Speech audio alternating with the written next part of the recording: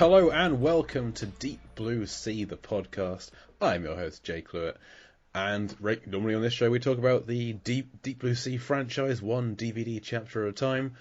We've done all of that. My co-host Mark is on a bit of a hiatus, and in his absence I am looking at Deep Blue Sea adjacent films that I am less familiar with, or unfamiliar with, or have only heard in passing, as like an education period until Mark comes back. And this week we're looking at a film that Mark mentioned a couple of times because of one specific scene, really one line of dialogue that we'll definitely be getting into. This week we're talking about Shark in Venice. What is Shark in Venice?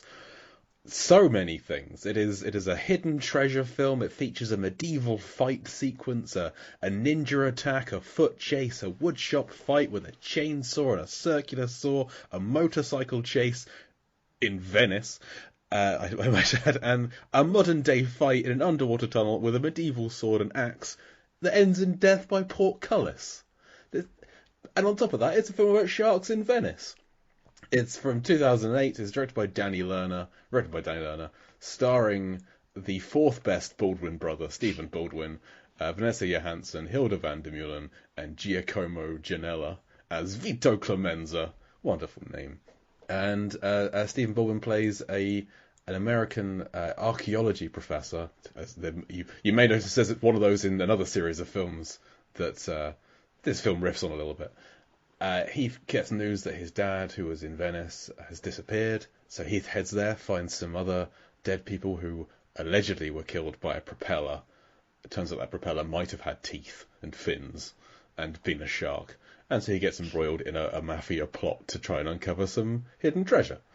It's glorious. So I need somebody who has seen Shark in Venice before and wants to talk about it more, like do a whole podcast about it. So we're breaking a rule on this podcast because back in season 2 of Deep Sea, the podcast covering Deep Sea 2, one chapter at a time, we had one rule, and that rule was don't sing Baby Shark. And we're bringing back the only guest who did on that podcast.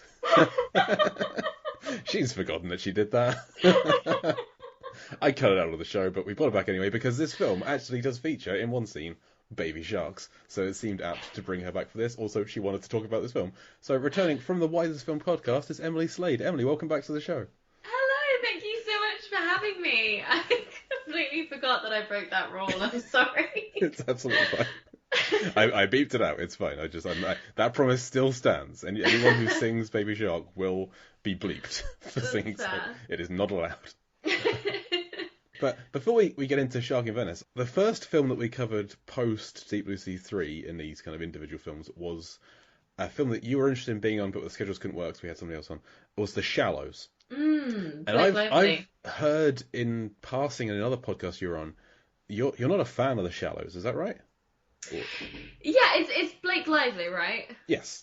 Yeah, we watched it one Sunday and it was fine and I liked it, but we just found it so funny that right at the beginning there's this whole narrative about her mum, and her mum used to come to this beach and we don't know what the beach is called, and we turn up at this beach and we know that there's going to be a shark here at this beach, and there are these kids and she's like, what is this beach called? And they're like, ha, ha, and they don't tell her.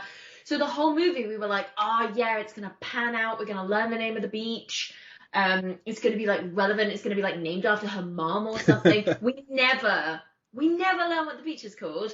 And we just spent the whole movie going, Blake, get on the rock. Like, Blake, stop getting in the water. Blake, come on, Blake, there's a shark there. Come on.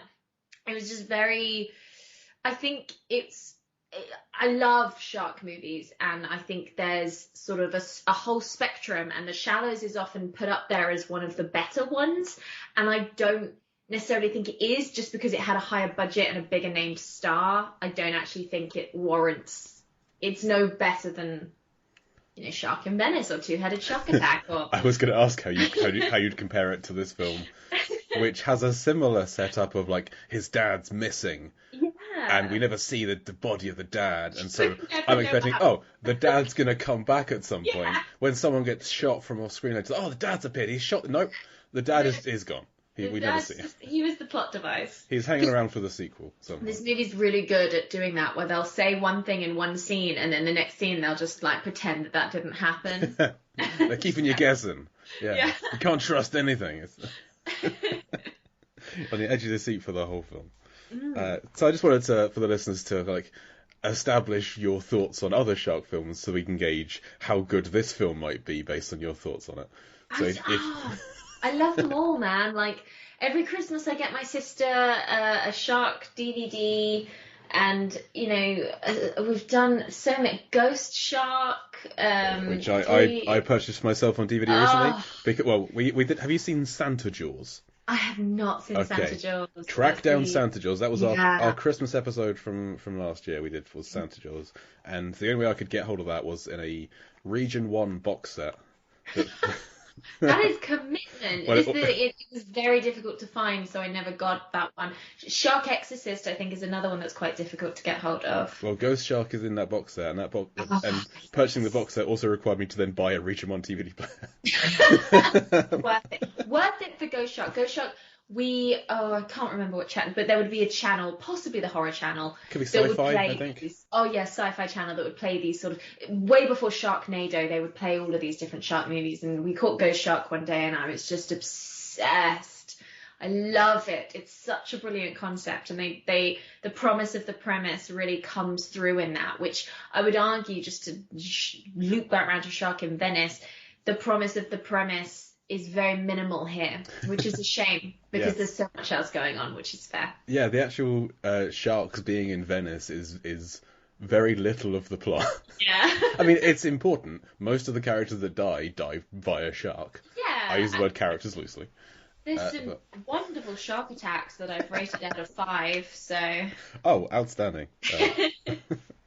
Okay, so when did you first discover Shark in Venice? It was during the sort of... When did I start buying shark films for my sister? Probably around 2008. And it was one of the really early ones that I got. There was like Swamp Shark and Shark in Venice that I think I got from CEX.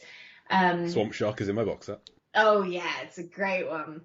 I think that's got another like vaguely known actor. And this one is like a Baldwin brother and a Johansson sister. It's like, the title Shark in Venice is so memorable to me that I always use it as an example whenever I talk about shark movies. And so we probably saw it around 2010, probably. And it was one of the first of the collection of our shark movies. And some nice shark attacks, but the rest of the plot was not very memorable. It did not click to me that the lead actress of this film is Scarlett Johansson's sister. Yes, she is. So we got a Baldwin brother and a Johansson sister. The worst of both worlds. Yes. I mean, I reference him as being the fourth best Baldwin. Stephen Baldwin is not a name that I think would draw many people to a film. No. I mean, he's great in The Usual Suspects, a film that I still like to this day, despite who is involved within it. I kind of try to put that to one side and just appreciate the film for what it is. Yeah, that's fair. It's like, it was one of my first ever favourite films, so it's hard for me to separate. Oh, brilliant. But... Yeah, I've never seen it. I've just seen it, done in like at the end of Scary Movie 1 and like, like I know the bit. I think it'd be a difficult film to approach today. Definitely, and I think that's star why and director. Yeah. Yeah, I think that's fair. That's why I haven't sort of gone there, but he's really good nice at it. He was a good... Oh, okay, so he does prove himself in other places. Well, he's good in it as this kind of really skeevy, untrustworthy, odd fellow. Right. He's like one of the 5 guys on the team. It's him and Benicio del Toro are like buddies, but they're both like, oh, this guy, I'm gonna cross the road to not walk near you. Oh, nice. Which is a role that he fits well. Yes. But outside of that, he's like he replaced Rick Moranis for the Flintstones sequel as Barney Rubble, and he's in Biodome with really pushing the boat out with Pauly Shore, and he's in Fred Claus in the scene. Have you seen Fred Claus? I have not seen Fred Claus with Vince Vaughn. Yeah. Yes, there is one good scene in Fred Claus, which is famous brothers all gather, because Vince Vaughn plays Santa Claus's brother, and there's Right. like this support group for the brothers of more famous people. Amazing. So he goes to that, and so you've got Like plays himself, kind of. yeah, feel. Stephen Baldwin's in that. Stephen Baldwin's in that. You've got Roger Clinton is in that. Frank Stallone. And they're all playing themselves, and it's like as the one nice scene in this otherwise clever, yeah. pretty bad film. Yeah, pretty forgettable movie. And that's like the second best Stephen Baldwin film. Okay, good. Let's get into Shark in Venice, which is known as Sharks in Venice in some places, which is a more accurate title because there is more than one shark in this film. There is more than one shark, but it was also entirely shot in Bulgaria, so it's technically Shark in Bulgaria. Yeah, there are some establishing shots and stock footage of Venice, but no actor set foot in this place.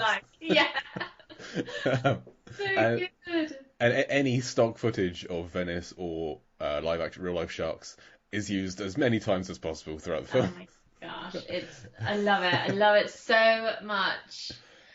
I think it's wonderful. We know we're not in Bulgaria. We know we're in Venice because we open and everyone on screen is like, "Hey, you're Mario.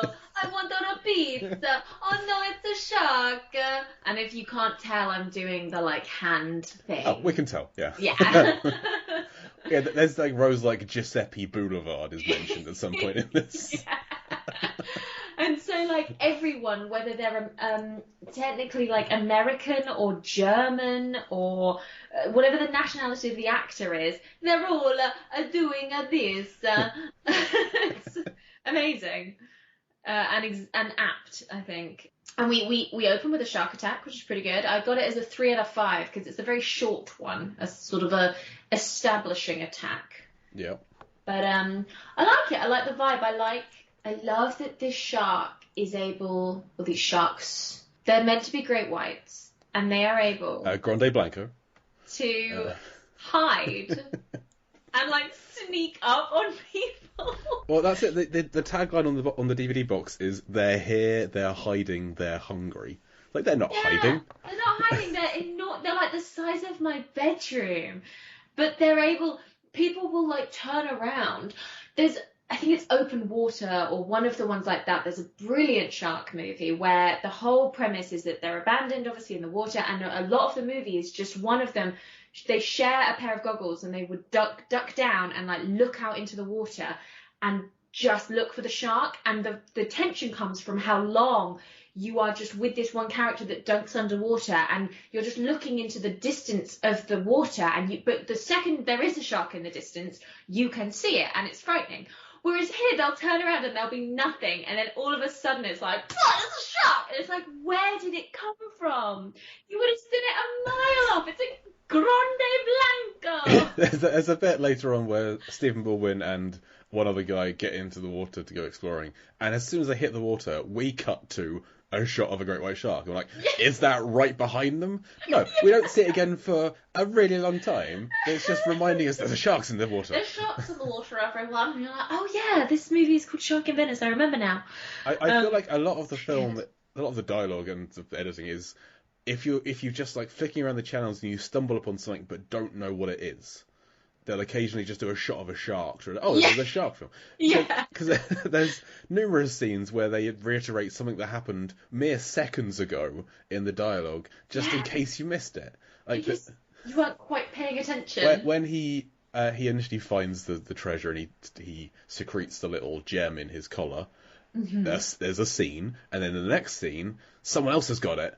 And we see a little flashback of him putting the gem in his collar. It's like, well, we saw that 2.5 minutes ago. So recently. It wasn't like a flashback to the beginning of the movie or anything. It literally was like the previous scene. I'd like to shout out to my boy Vito Clemenza. I think he steals the show. Yep. I think he's marvelous. I think this opening scene with him is how I aspire to be as a screen actor. I just think it's an incredibly subtle performance. You want to look like you're wearing a wig even though you might not be. Absolutely. I want to be wearing sunglasses in a dark room in front of screens for no reason. On a boat, a room on a boat with no windows. He's like... Yeah. And I want to be like, take my sunglasses off and put them